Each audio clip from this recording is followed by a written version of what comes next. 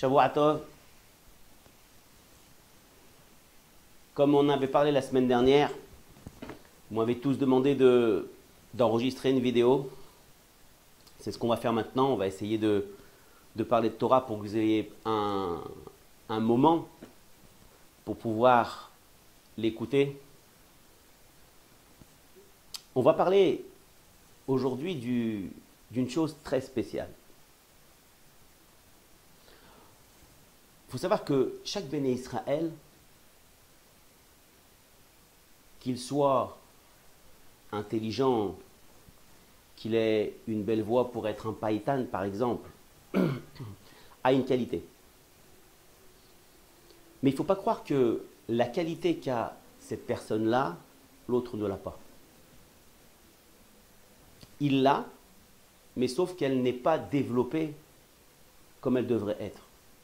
Et c'est à la personne elle-même de la développer.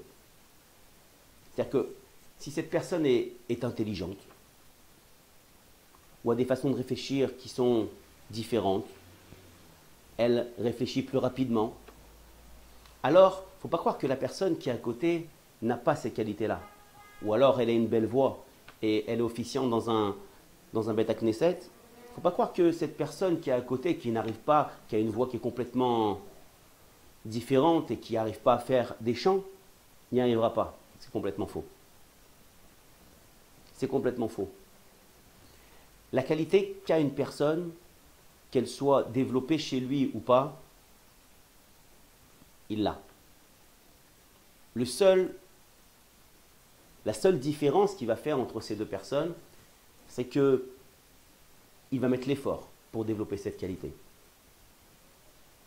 Cette qualité-là, il faudra la mettre pour pouvoir la faire grandir au service de Boré Olam. Et on voit dans la Gemara et chez les Chachamim que toutes les qualités qu'ils avaient, ils les mettaient au service de Boré Olam. C'est ce qui les faisait grandir. C'est ce qui les rapprochait de Boré Olam. Et je pense que en ce moment-là, avec cette période de confinement, on a besoin de développer des qualités qu'on a. Par rapport à autrui, par rapport... Chacun, il se connaît comment il fonctionne. Il sait comment il fonctionne. Il sait que la qualité qu'il a, où il aime plus faire cette chose-là qu'autre chose. Mais il faut savoir que cette qualité-là, il faut la développer. Et on en est capable. La Gemara dans Baba Metzia nous explique, et elle nous dit comme ça.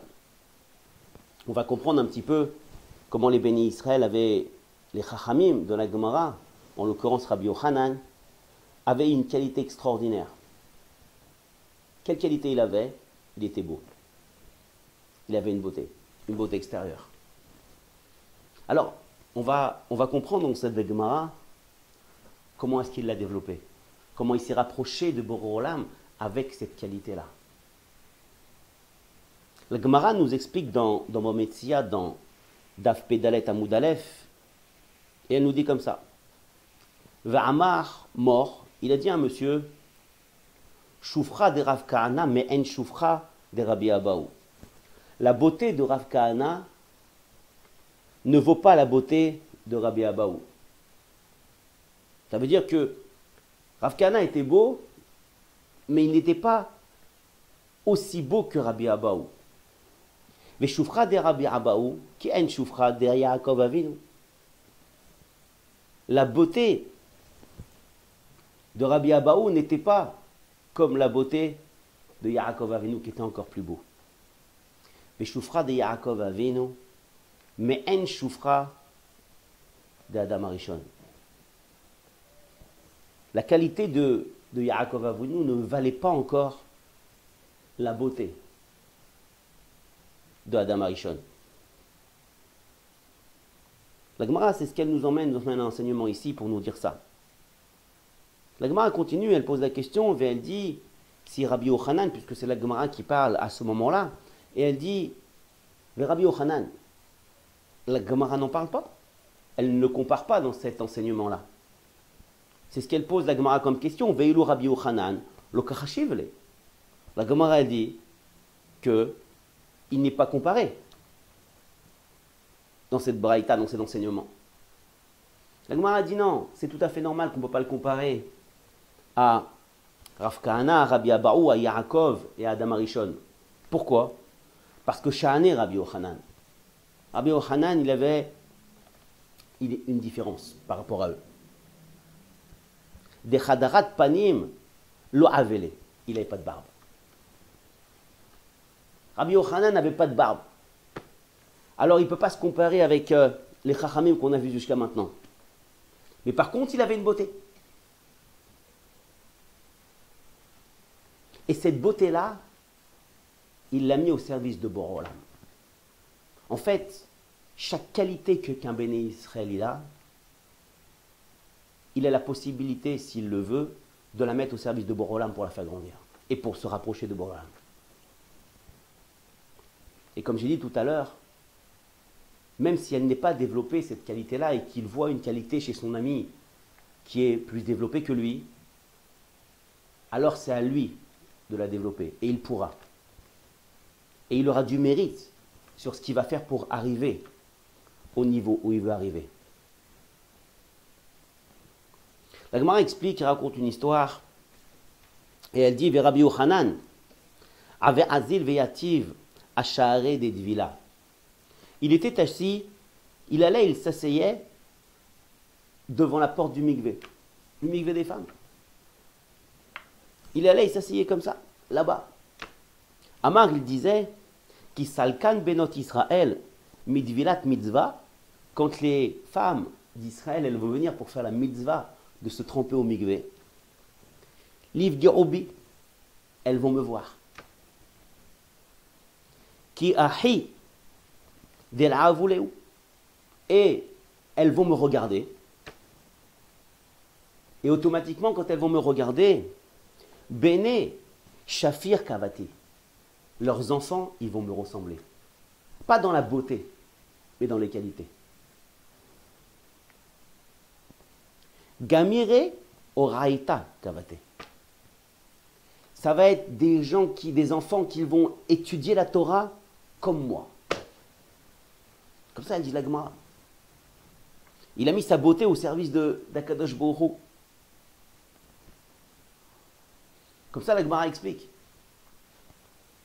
Quand on réfléchit un petit peu, on se dit, il avait que ça à faire, Rabbi Yochanan. Il allait devant la porte du mikvé. C'est vrai qu'il y a une mitzvah pour une femme, quand elle sort du mikvé, de rentrer tout de suite à la maison. Il faut qu'elle évite de sortir, d'aller voir des choses qui ne sont pas belles. Il faut qu'elle rentre directement à la maison pour voir son mari. Lui, Rabbi Yochanan, il était assis devant la porte du mikvé. Et il voulait que les femmes le regardent quand elles sortent. Alors la question qu'on peut se poser, je pense que vous l'avez tous, un grand rave comme Rabbi Yochanan, il avait que ça à faire de se mettre devant la porte du mikvé, qu'il aille dans un Beth Midrash, qu'il aille étudier la Torah. Non, les Chachamim nous disent, il allait devant la porte du mikvé. Pourquoi? Pourquoi? Alors avant que je continue la Gemara, on va répondre tout de suite à la question. Pour voir qui était Mamash Rabbi Yochanan, la Gemara dans Brachot nous explique.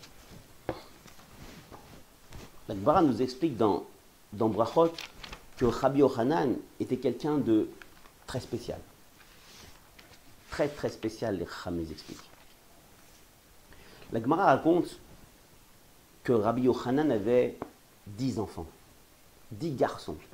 Elle ne parle pas des filles, mais il avait en tout cas 10 garçons. Ces 10 garçons, la Gemara nous explique dans Davhe, Amoud Bet, dans Brachot. Ceux qui sont avec moi le lundi le savent et ils l'ont fait avec moi au Shiur. Qu'il avait 10 garçons. Et ces 10 garçons-là sont morts. Il a perdu ses 10 garçons. Il a enterré ses 10 garçons. C'est incompréhensible de comprendre une parole comme ça. Un grand comme Rabbi Yochanan a perdu 10 enfants, 10 garçons. Alors la Gemara là-bas, elle parle, est-ce que c'est des épreuves d'amour qui lui a fait Akadosh Baruch Hu, ou c'est des épreuves de souffrance? En tout cas, ce n'est pas la question qui va nous répondre pourquoi il était dans le mikvé, Rabbi Yochanan. Il était devant le mikvé. Rabbi Nissim Gaon, sur le côté, nous explique et nous dit comment Lo Aleinu Lafechad, que le bon Dieu protège tout l'Am Israël, comment est mort le 10e enfant. Rabbi Nissim Gaon explique et dit qu'en fait, il y avait une grande cruche d'eau qui était sur le feu, et le 10e est tombé dans la cruche d'eau, et il a fondu. Rabbi Nissim Gaon a dit que, à ce moment-là, nous raconte l'histoire que Rabbi Yochanan, il a pris le etzem, l'os de son petit doigt. Il l'a gardé. Il a enterré le corps et il a gardé l'os. Il y a une grande discussion dans les poskim parce que normalement, on doit enterrer le corps en entier, on ne doit rien laisser dehors. Si c'était mamash vraiment un os, ou alors c'était une dent, ou autre chose.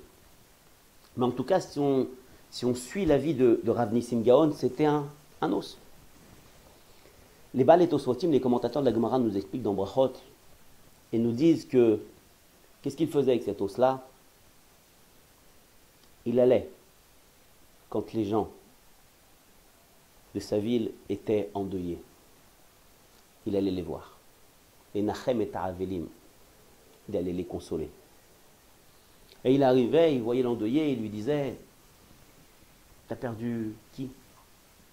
Alors il lui répondait « J'ai perdu telle ou telle personne. » Il sortait de sa poche l'os et il le mettait devant lui. L'endeuillé lui disait « Qu'est-ce que c'est, Rav ?» Il lui dit « C'est l'os de mon 10e enfant. » Alors, quand la personne qui était endeuillée entendait ça, elle disait « Waouh, Rabbi Yochanan a perdu 10 enfants et il est encore resté au service de Boré Olam. Il est encore resté collé à Kadosh Baruch Hu. Alors moi, qui ai perdu seulement une seule personne, quelle qu'elle soit, malgré qu'elle est chachouv, qu'elle est importante pour l'Am Israël, par rapport à Rabbi Yochanan, qui suis-je?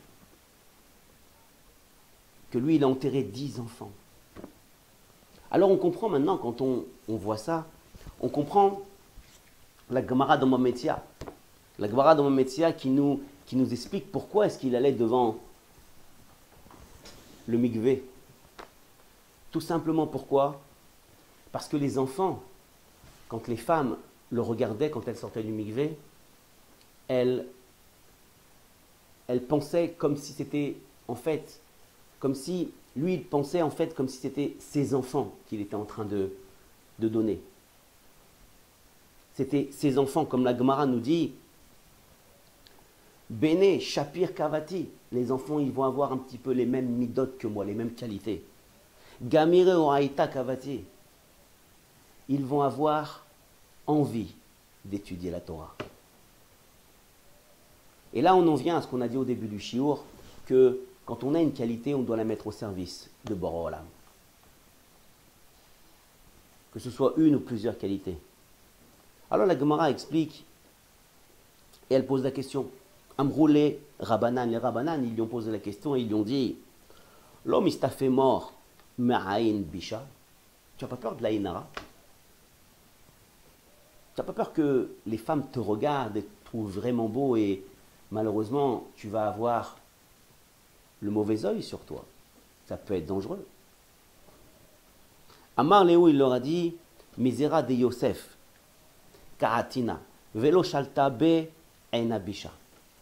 Je suis un descendant de Yosef Hatzadik et l'œil n'a pas de prise sur moi. Extraordinaire. Rabbi Yochanan est un descendant de Yosef Hatzadik. Kachom Radmara. Dirtiv, comme il est écrit, Ben Porat Yosef, Ben Porat Aleaïn. Un garçon plein de grâce, un garçon de grâce à l'ail Aïn. L'œil est sur moi.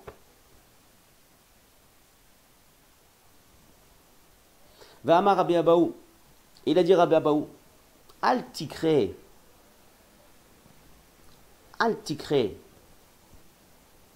allez alay, l'œil sur moi. Et là, olé alay. Dans la Torah, quand on lit la Torah, quand on lit le pasouk là-bas dans Bereshit, on n'a pas les voyelles. On peut lire A, mais comme on peut lire O. Et quand on dit O, ça veut dire olé, elle monte, l'œil il passe au-dessus de moi. Il ne me touche pas. Et vu que je suis un descendant de Yosef Hatzadik, l'œil, il dit au Chachamim, Rabbi Yochanan n'a pas de prise sur moi. Extraordinaire. Ce qu'elle dit la Gemara ici. Rabbi Yossi bar Hanina Amar Meacha. Rabbi Yossi bar Hanina donne un autre avis. Pourquoi il n'avait pas la Inara? Vaïdgou l'erov bekerev haaretz. Vaïdgou l'erov bekerev haaretz. Comme ça on met le pasouk, comme ça il dit le pasouk dans Bereshit, là-bas à la fin du Sefer Bereshit, là-bas quand Yaakov a béni les enfants, Ephraim et Ménaché, les enfants de Yosef Hatzadik, il a dit comme ça, qu'ils se multiplient au milieu d'eux.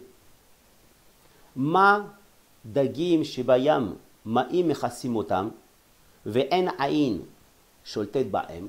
De même que les poissons qui sont dans l'eau, ils sont couverts par l'eau, l'œil n'a pas de prise sur eux. Avzaro shel Yosef. Aussi la descendance de Yosef, en aïn sholtet ba'em. Elle n'a pas de prise sur elle. Alors quand on comprend ici, ça veut dire que quoi?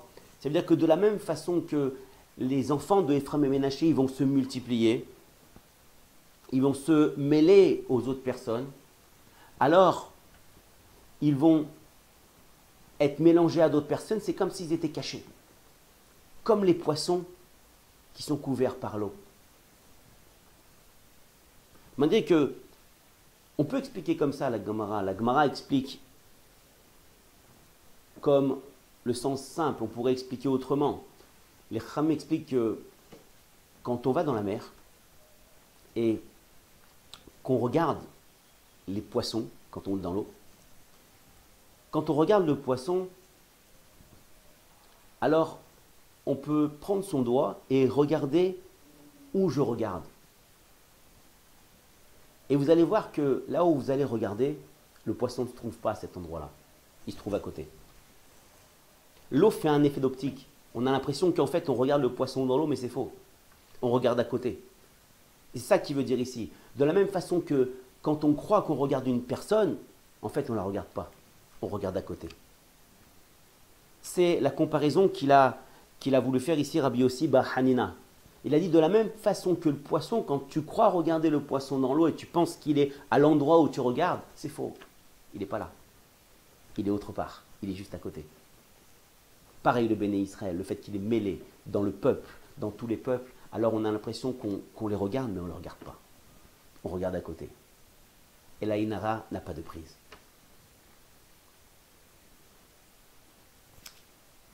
Comme ça, elle dit la Gemara, comme ça elle nous explique un petit peu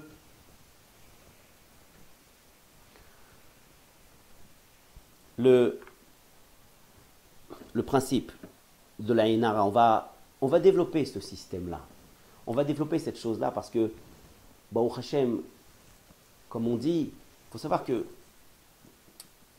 quand on parle d'Ainara, c'est quelque chose qui est très fort. L'œil a un pouvoir qui est très très puissant.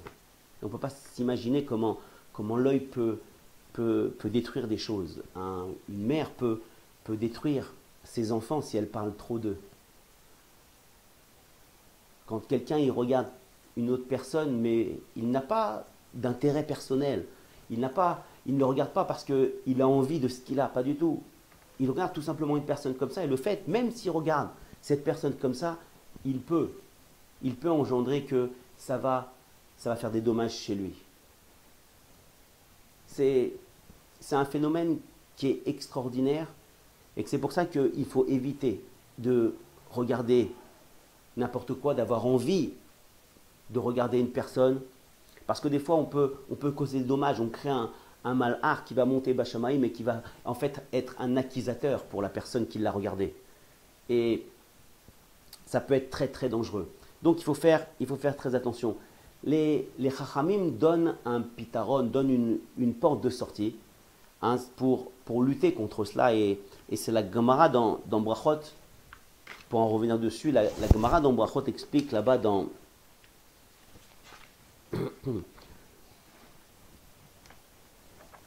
Nun Hey Amud Bet, et elle dit comme ça. Patar Idar. Un autre a dit, Ve'amar il a dit, A'iman de Ya'il le mata, Ve'dahil me'ain bisha. Quelqu'un qui rentre dans une ville et qui a peur de la Inara. Il a peur du mauvais œil, il a peur qu'on le regarde. Linkot zakfa, d'idée déminée. Beyad desmalé. Vezakfa d'idée desmalé, bidé de yéminé. Qu'est-ce qu'il faut qu'il fasse? Si maintenant quelqu'un y voit que on le regarde, ou alors il va entrer dans une ville, ou il va entrer dans un appartement, et il sait qu'on va le regarder, alors qu'il prenne son pouce droit et son pouce gauche, et qu'il le rentre dans la main droite et dans la main gauche, comme ça. Et qu'il rentre comme ça dans la ville. Et là, la Ilara aura moins d'effet. Il va apaiser la Inara. Les Chacham m'expliquent et disent, mais pourquoi? Qu'est-ce que ça va faire? Parce qu'il faut savoir que, en fait, quand on regarde un petit peu,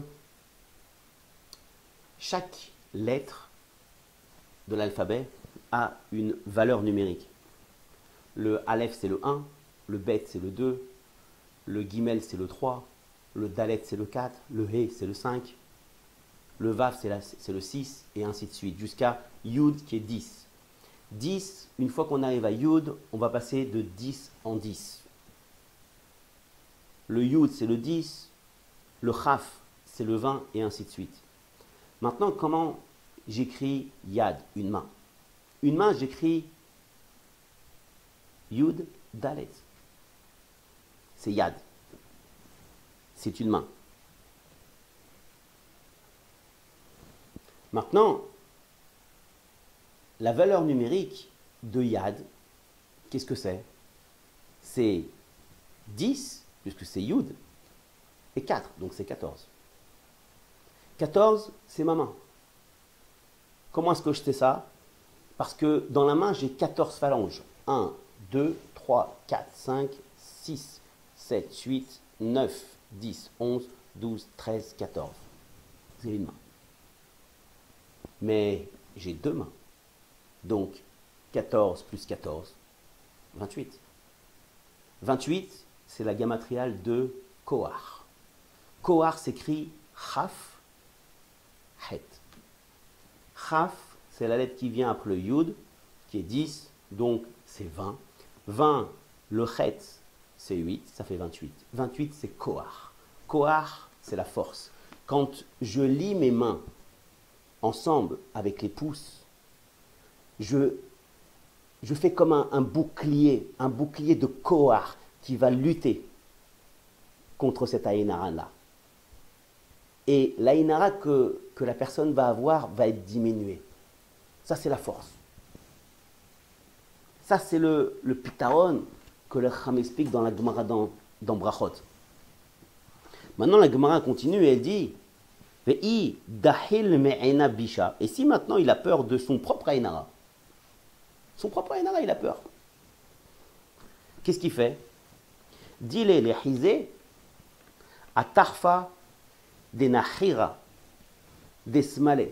Qu'est-ce qu'il faut qu'il fasse? Il faut qu'il regarde sa narine gauche avec ses yeux.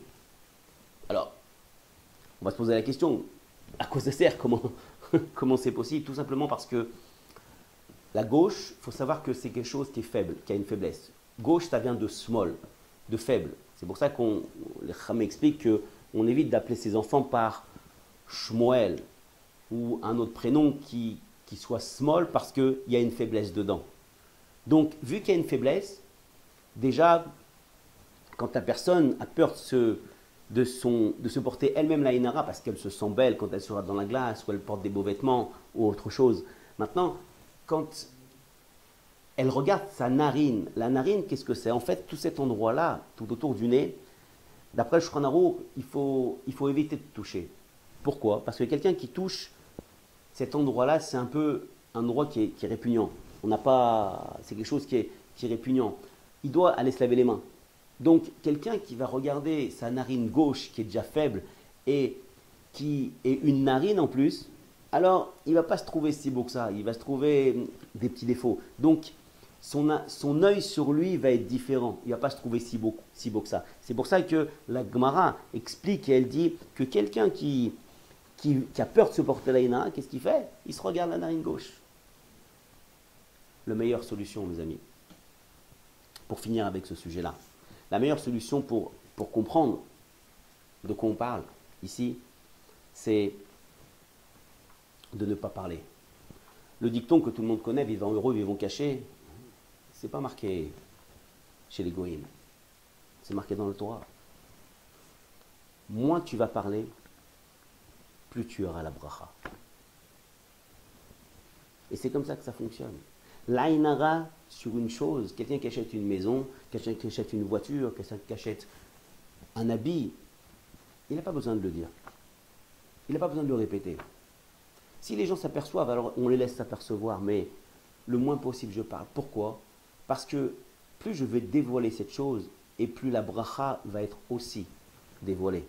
Donc, des fois, il faut s'abstenir de parler pour pouvoir garder la bracha. C'est ce qu'on appelle un petit peu aussi un inyan de la ainara. C'est pas qu'on a peur des gens, on n'est pas là pour avoir peur des gens. Non, Hazvi Shalom. Le Chacham explique que quelqu'un qui étudie la Torah, c'est très difficile de lui porter la ainara. Parce qu'il a un rempart, il a un bouclier qui le protège, qui est la Torah elle-même. Comme ça, les Chacham expliquent. On peut être jaloux, oui, de quelqu'un qui est grand dans la Torah. Pourquoi? Parce que les Chacham expliquent que si je me dis, oui, j'aimerais bien être comme lui, je suis jaloux de sa Torah, de ce qu'il connaît, alors avec ça, je vais pouvoir faire tchouva. Et je vais pouvoir me ramener vers un Kadosh Baruch Hu parce que je vais avoir envie, moi aussi, d'étudier la Torah et de grandir. Là, oui, on a le droit d'être jaloux. Mais d'envier quelqu'un pour simplement pour une chose qui est belle, même d'éviter de dire cette chose est belle, ça peut porter indirectement et involontairement la haine à une personne. C'est pour ça qu'il faut faire attention quand on parle. C'est pour ça qu'il faut mesurer ses mots. C'était le petit passage que je voulais faire sur la haine parce que cette semaine, il y a quelqu'un qui m'a parlé et qui m'a dit j'aimerais que tu fasses un cours sur la haine. C'est un cours qui est complexe. Hein. C'est pas quelque chose qu'on peut dire comme ça.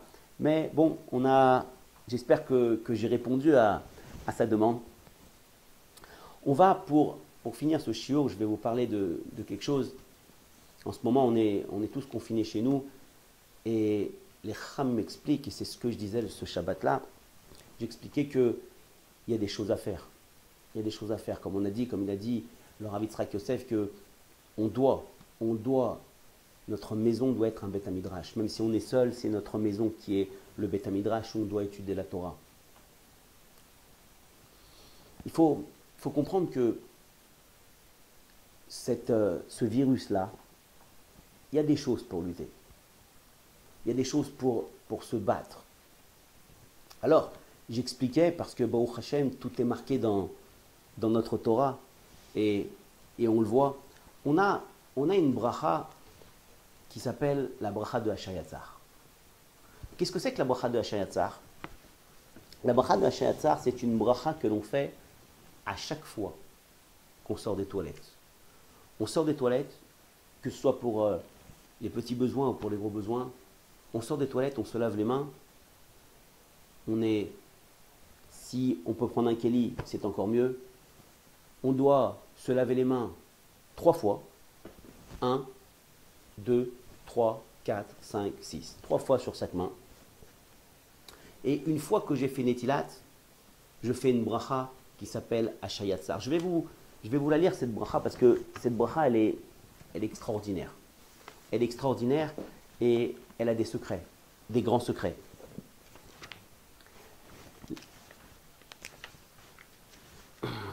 La bracha dit comme ça.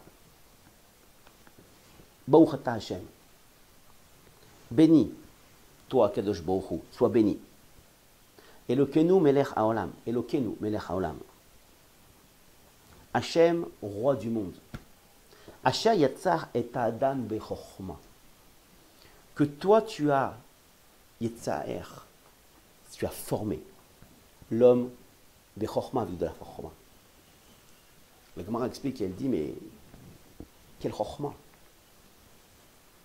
La chochma, en fait, c'est que la Gemara explique dans Nida que les orifices qui sont fermés dans le ventre de la mère quand un enfant est encore dans le ventre de sa mère, quand il sort, ils sont ouverts. Et les orifices qui sont ouverts dans le ventre de la mère, quand il sort, ils sont fermés. Je m'explique.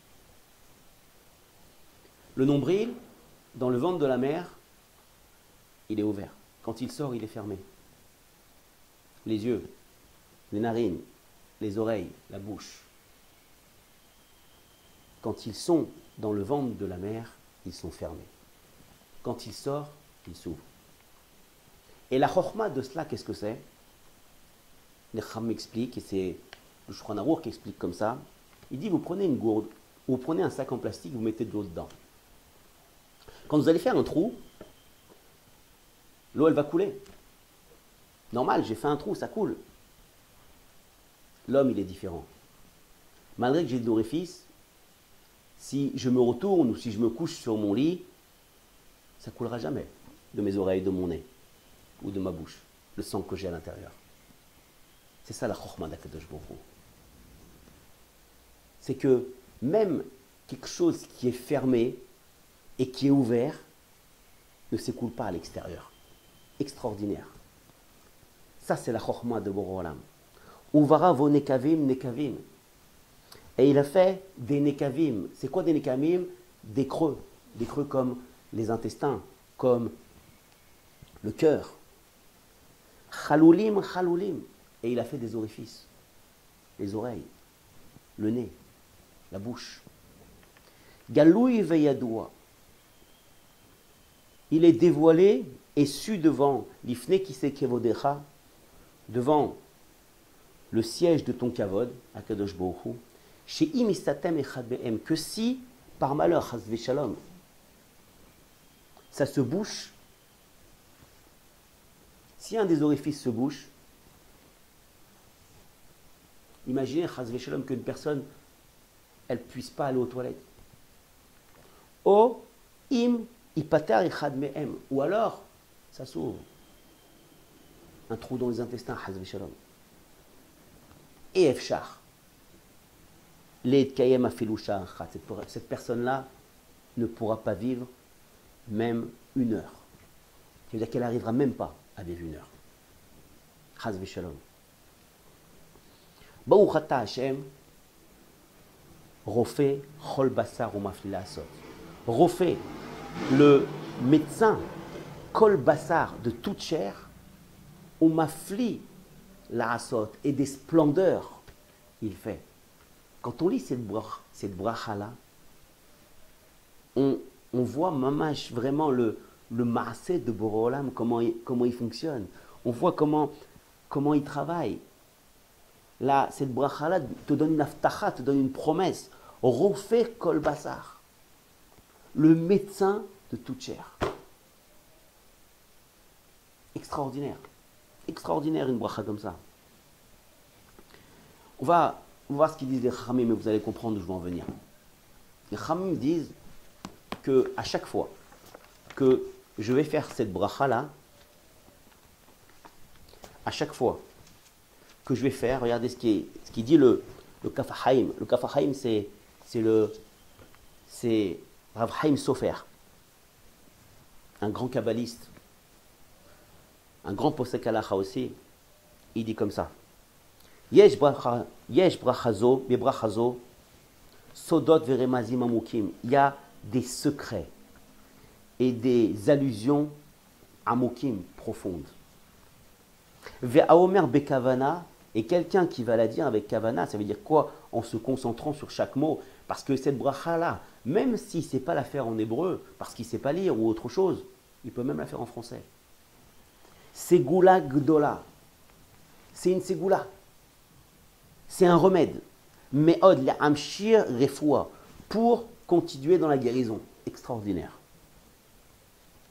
Vekelashon Sederayom. Et comme il explique le Sederayom, c'est un livre, et il dit comme ça, Vaivarer Ota Bekavana. Il dit la même chose que le Kafahaim un petit peu. Il dit il doit la faire Bekavana. Veyomer Mila Bemila. Il doit dire chaque mot, un par un. Ve'im Adam Yeshalem Bedarotav. Et si un homme il est shalem dans ses déotes, dans ses façons de parler, dans ses façons de se comporter, dans ses façons de penser, lo yahale, il ne sera jamais malade. Kol yamav, velo itzricha les rofé, velo les refuotav. Il n'aura ni besoin de médecins et ni besoin de médicaments. Comme ça, il dit au nom du Zohar Kadosh. Il ramène au nom du Kafachaim ici. Quand on entend une bracha comme ça, en une période comme on est maintenant, on peut dire que cette bracha-là, quelqu'un qui l'a fait, mamash, belev, shalem, vaddaï, qui va être guéri. Je ne suis pas navi ni prophète, je lis seulement ce qui est marqué devant moi, et pour moi, si la Torah le dit, alors c'est du émet. C'est que c'est du émet.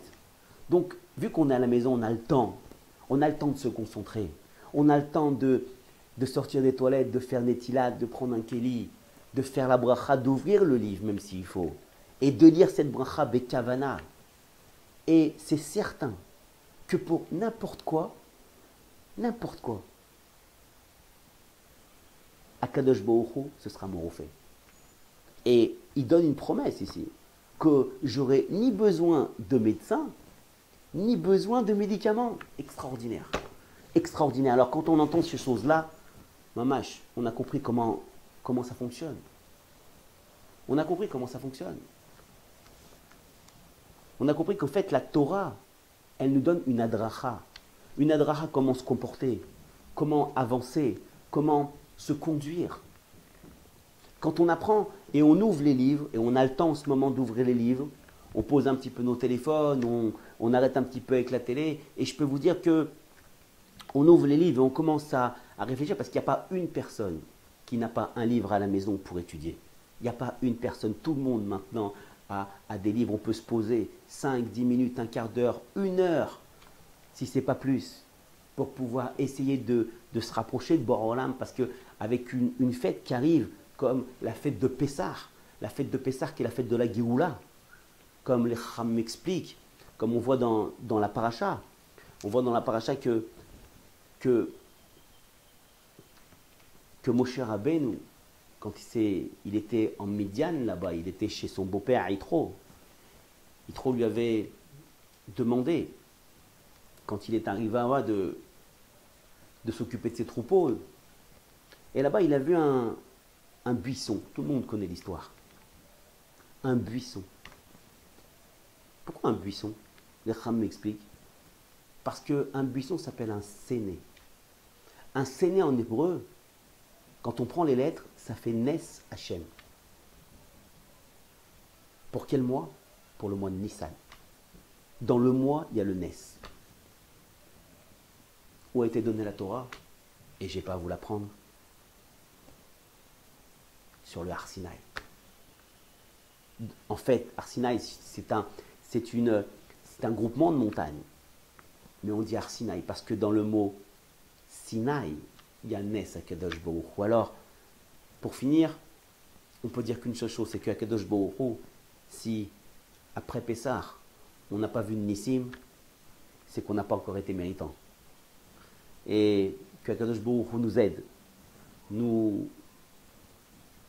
nous aide à passer une bonne fête de Pessah, malgré qu'on est en comité restreint, puisqu'on est juste en famille, on n'est pas avec toute la famille réunie, qu'on puisse kiffer, que cette fête-là nous fasse oublier notre pandémie qu'on a maintenant et nous rapproche encore un peu plus de Boré Olam. Qu'Akadosh Baruch Hu nous aide. Je vous souhaite un Chag Sameach, Pessah, Kasher, Vesameach. Je vous dis à la prochaine fois. Je vais essayer de faire quelques minutes comme ça de chiour pour nous aider à se rapprocher de Boré Olam, pour les agrandir. J'espère que ce chiour vous a donné envie de continuer à nous rapprocher de la Torah. Vous pouvez diffuser ce chiour-là, j'ai aucun souci à ce niveau-là. Hein, je suis ouvert. Si c'est pour rapprocher quelqu'un à la Torah, alors ça ne me dérange pas. Que Akadosh Baruch Hu nous aide et nous rapproche de Boré Olam. Merci et Shavua Tov.